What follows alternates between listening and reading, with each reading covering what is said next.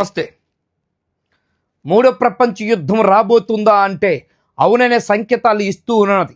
ఓ పక్క Iran Israel దాడులకి భీకర దాడులు అని చెప్పవచ్చు. ఇజ్రాయెల్ దాడుల్లోని ఇప్పటికే కమెన్ మృతి చెందడం కూడా ఇరాన్ అధ్యక్షుడు గత 4 దశాబ్దాల పాటు ఆ దేశాన్ని పాలించినటువంటి నేత. ఆయన్ని చంపేశారని కూడా తెలుసు. ఆయన చంపింది కూడా కేవలం ఆయన మొబైల్ ట్రాకింగ్ ద్వారా, ఆయన చిప్ ద్వారా చంపారని కూడా తెలుస్తూ ఉన్నది. సరే, ఇదంతా ఒకెత్తైతే ఆయన చనిపోయాడు.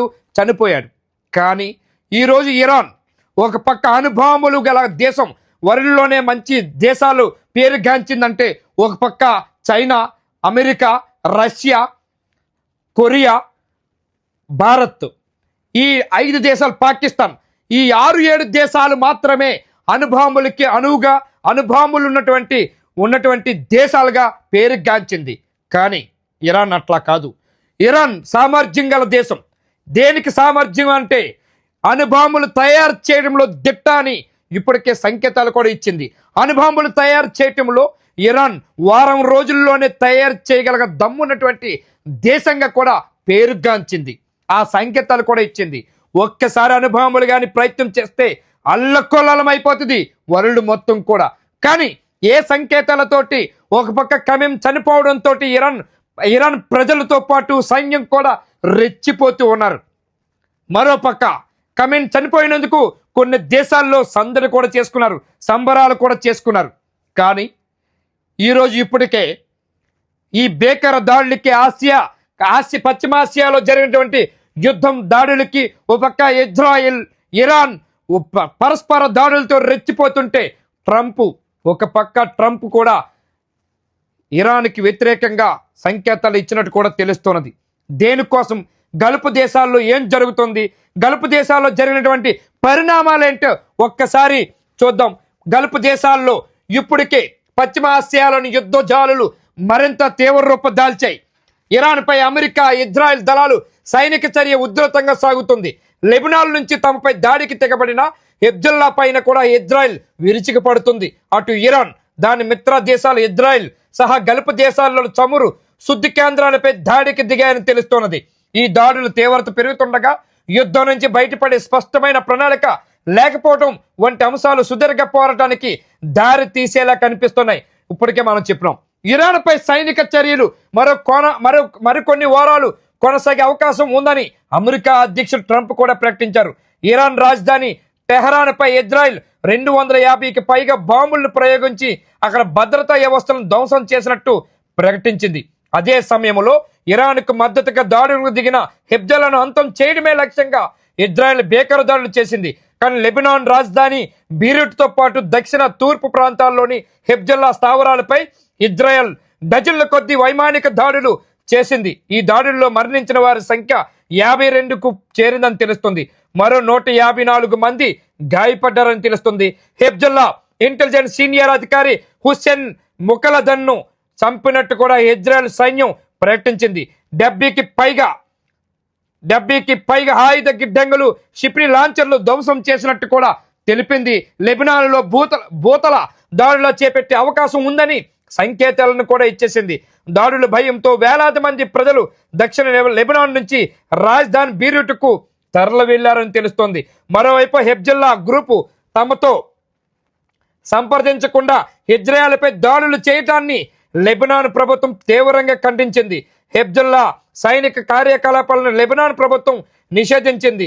ఇరాన్ అణ్వాయుధాలను తయారు చేయకుండా అడ్డుకొని తీరుతామని అమెరికా అధ్యక్షుడు ట్రంప్ కూడా ప్రకటించాడు.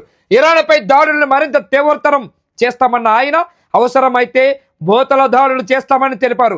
ఇరాన్పై దాడుల విషయంలో గల్ఫ్ దేశాలు తమ వెంట ఉన్నాయని ట్రంప్ కూడా ప్రకటన కూడా చేశాడు. అమెరికాకు పొంచి ఉన్న తీవ్రమైన ముప్పులను తొలగించేందుకు ఉగ్రవాద పాలనకు వ్యతిరేకంగా అమెరికా సైన్యం ఇరాన్లో భారీ ఎత్తున పోరాటాలను కొనసాగిస్తుంది. ఈ భయంకరమైన దుర్మార్గపు పాలన నుంచి పొంచి ఉన్న భరించలేని ముప్పులను తొలగించడానికి మాకు దొరికిన చివరి ఉత్తమ అవకాశం ఇదే అని ఇప్పుడు మేము చేస్తున్నది అదే. మా లక్ష్యాలను చాలా స్పష్టంగా ఉన్నాయని ట్రంప్ కూడా ప్రకటన చేశాడు.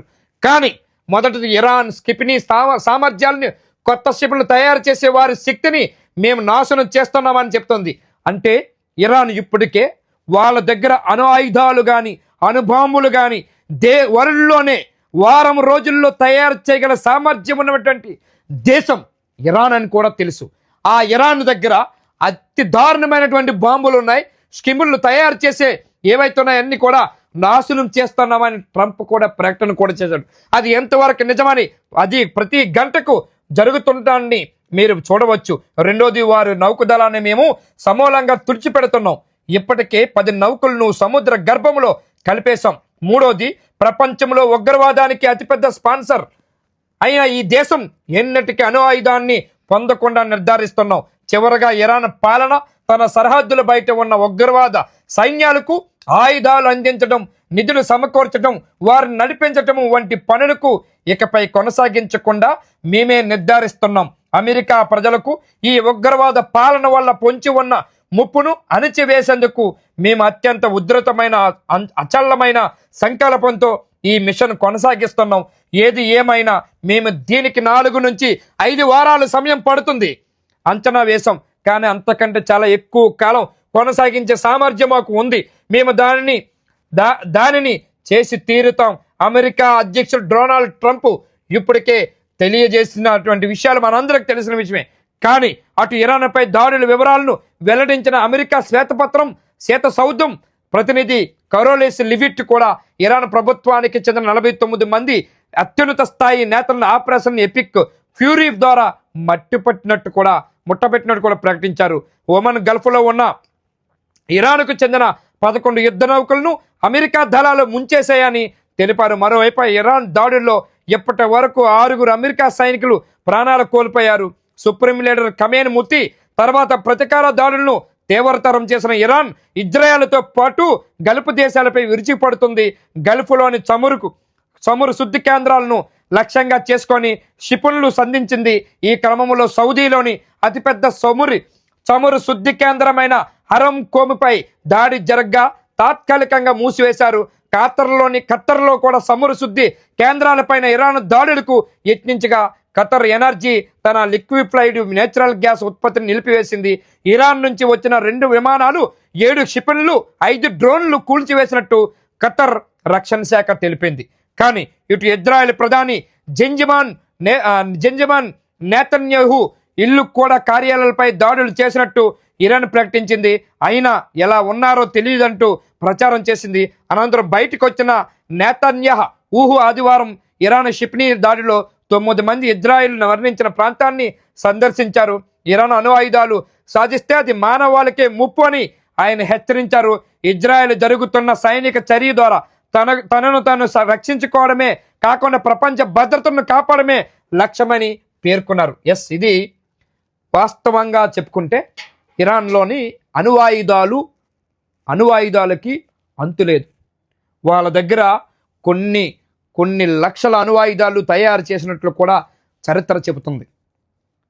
రెండోది, అణు ఆయుధాలు చేయటంలోని దిట్ట ఇరాన్ ఆ దేశంలోని అణు ఆయుధాల ప్లేసులో లేకపోయినా అణు ఆయుధాలు తయారు చేయటంలోని వరల్డ్లోనే ఒక ఇరాన్కే ఉందని కూడా తెలిసిన విషయమే. కానీ ఏం జరిగినా 3వ ప్రపంచ యుద్ధానికి దారి తీయకుండా, 3వ ప్రపంచ యుద్ధంగాని దారి తీస్తే ఎంతో మంది, కొన్ని కోట్లాది మంది జనం జీవ నష్టం జరిగే అవకాశం ఉందని కూడా ఇప్పటికే హెచ్చరిక జారీ చేసింది. ఏదేం జరిగినా ఏదైనా పరిష్కారం వైపు వెళితే బాగుంటుందని ఇరు దేశాలు కూడా ముందుకెళ్లాలని చెబుతూ ఉన్నది. Thank you. ఏం జరిగినా మనం మార్గాన్ని చూపాలి తప్ప ఇట్లాగా యుద్ధాలు చేసుకొని పరస్పర దాడులకు దిగటం కరెక్ట్ కాదు అని మేధావి వర్గాలు కూడా చెప్తున్నారు. Thank you very much.